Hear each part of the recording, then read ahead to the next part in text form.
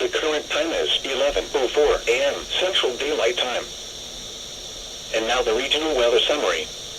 While most of the rain...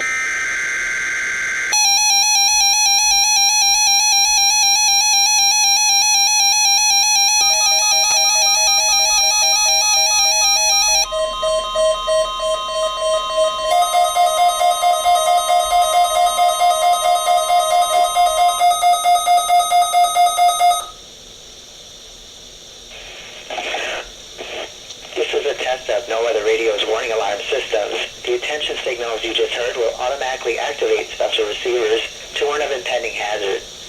This test is conducted each Wednesday between 11 a.m. and noon, but may be postponed to the next day if there is a threat of severe weather in the area. In that case, the test will be held on the first available good weather day. Reception of this broadcast and the warning alarm feature will normally vary with distances from the transmitter. This may occur even if you're using a good quality receiver in good working order. We now return to our regular programming.